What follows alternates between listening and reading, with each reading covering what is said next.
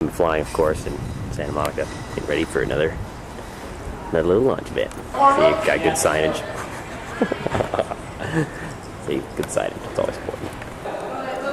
We got important arrows directing you where to go. A little foofy. And there's that. That's pretty cool. Look at that. Like a big plane.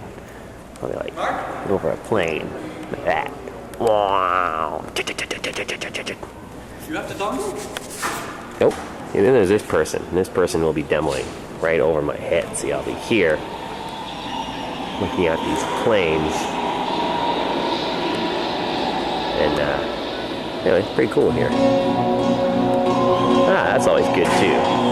That's very good. That comes out of those little magical devices. Sweet. Manta. Hey, there's everybody. There's that damn airplane again. No one's here yet. Well, actually, they're all just back there. This is the pre-warm-up festivities and stuff.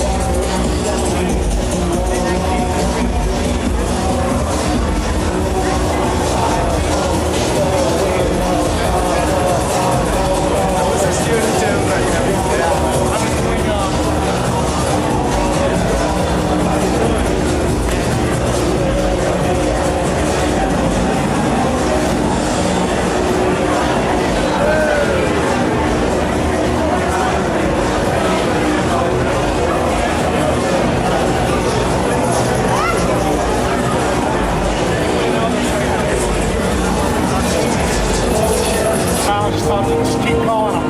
Nice. Call until the BBS answers, baby. You really couldn't even, like...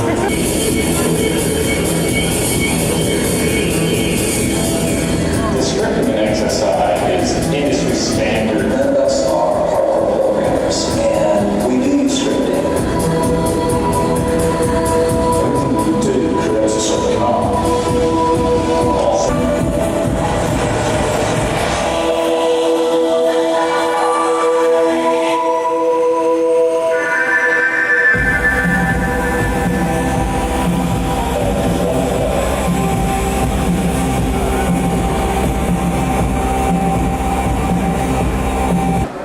I'd like to welcome everybody here tonight.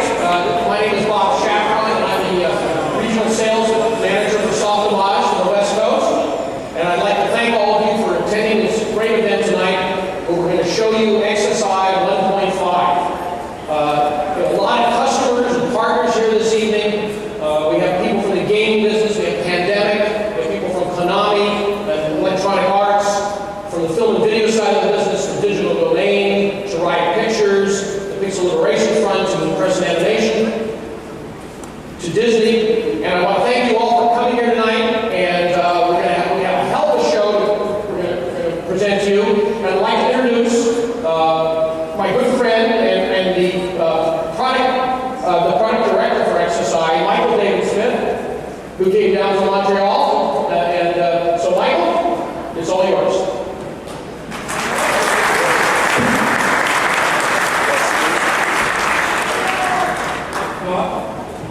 I'm glad you remembered what I do. That's very helpful. Glad to be here tonight, everyone. Thanks for having us. Thanks for coming out. We do have a great, full, packed, wonderful evening for you tonight. And this is what we're going to go through. I'm going to talk first and last. And I'm going to talk a little bit about Softimage as a company, XSI, where we are now. We're going to talk a bit about the future, where we're headed. We've got the block of the presentation will be demonstration, and our customer presentations. We've got really cool customer presentations for you tonight. And of course, at the end, you get to drink and play with the software yourselves in the hands-on area. So let's jump right into it. Softimage XSI version 1.5. We're very excited about this release. There are a number of extremely important things in this release for us. Wow, it's taking off, literally, around the world, okay? That was good time. That was expensive to get to do that. We announced at SIGGRAPH last year, as you know, we shipped 1.0 in May last year. We announced at SIGGRAPH we would ship the next version before the end of the year. We did, December 28th. 29th, right under the door. But what's important, more important than the timely release, 2 releases in 1 year, is the amount of new stuff that is in XSI version 1.5. We've been getting rave reviews ranging from shock to wow, this is cool, and Mark's going to show us some of that new tool set. The richness and depth of that new tool set really proves that all the time and effort we spent on the architecture XSI is designed for production pipelines, production houses, from the small, simplest ones right up to the largest and most complex ones. It's an expandable, scalable system, and we'll see that. For the film and commercial people, there's a number of new tools in 1.5 specifically for you guys. The net view, subdivision surfaces, the animation mixer, new stuff in the animation mixer, interactive rendering, new stuff. Compilable scripted operators. We're going to talk and see some of these this evening. Games and interactive. Traditionally, the top gameable behaviors. I'll talk a bit about that later as well. Character animation and crowd simulation tools to get that more complex, intense animation done more quickly. Pipeline integration. This is a big issue for pretty much everybody. We know that you're not going to take your pipeline one day and start a brand new pipeline the next day. You're going to want to integrate slowly, step by step, or maybe with other products, with that kind of thing. Work, new features on the website. Very important. Responding to what you want and need. Seriously, new management tools for managing your licenses, requesting your licenses, having them delivered, the knowledge base. You're going to see a lot of new tools on the NextGem website coming up over time in addition to what's already there. In addition, now XSI 1.5 in detail. Innovate, create, and collaborate. Softimage, as I mentioned earlier, has always been at the forefront of technological innovation. Invincibility, right. And XSI is no exception. We're going to talk about that tonight. The NLA environment, nonlinear animation. We were the first to talk about it. Everybody has it and talks about it. We're going to talk about how XSI is different. Scalable, customizable environment. We're going to talk about that and see that as well in the demo. So what does this mean? Scalable, node-based architecture. It means a number of things. It means we were able to do 1.5 so hugely, massively in such a short time. That's what it means. It means customizability, putting in the tools you want, where you want, the buttons where you want, configuring the... Hey, can I use that? I like that. All right, Take it away, Mark. thank you very much. Cool, thank you, Michael.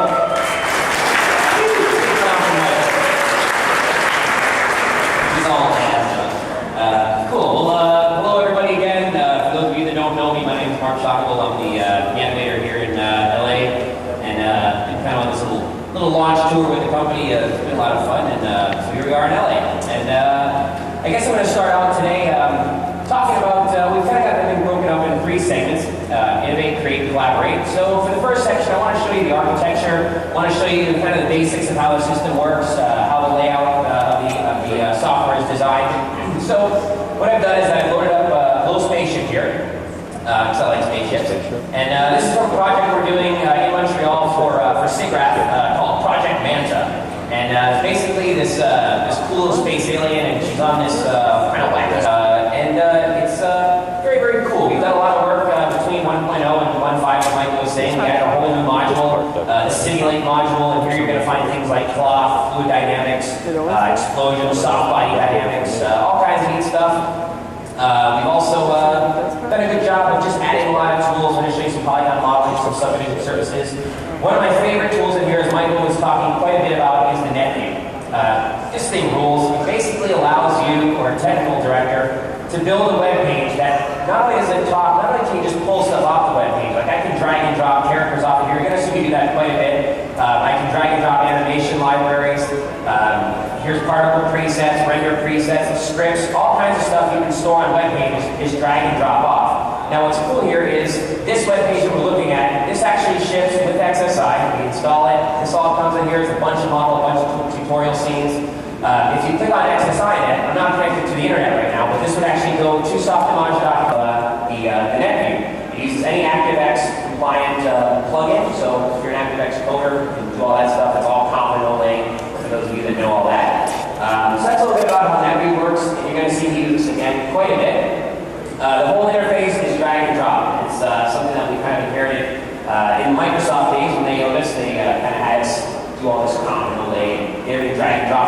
it's really nice. It's really going to pay off, or really has paid off, and I'm going to show you why here inside the demo. If we go ahead and take a look at how, say, the system works, I'm going to select this object, and here's my scene explorer. So this contains basically every single object in my scene. I can open these little plus signs up and really get deep into the nitty-gritty of every single object. If I just click this selection button, it's going to bring me up all of the possible parameters that go along with this object. So for instance, if I open the geometry approximation tab, let's go back to full screen here, and I'm doing this little hardware slider, this little the parametric surface U and V step. You can see that the amount of U and V subdivision between the sphere kind of increases and decreases. So just one little tab you have accessible here, your kinematic pages, your properties, your visibility settings, all that's available here. And when you do things like polygon modeling, which I'll show you, this list will grow and grow with your construction history.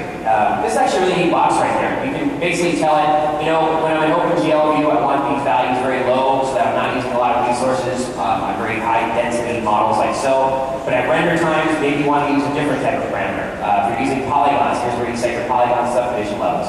So a really nice way to control, even based on the camera distance. If the camera's really far away, you can tell objects not to tessellate nearly as much as when they're close. So lots of neat little things in there. The entire architecture is node-based. And what that means is we have a core exe, if you will. We launch that, it launches XSI, and then when we load operators and load tools, it's really just accessing a little DLL, for those of you that know what that is. And so basically, while they're coding tools for XSI, they're really just coding, you know, right, just the DLL. So if there's a crash, there's bugs, they just have to. So anyway, let's go back to this guy here, and let's play around with. Let's do some animation with this. So we'll go over and let's actually go to this layout.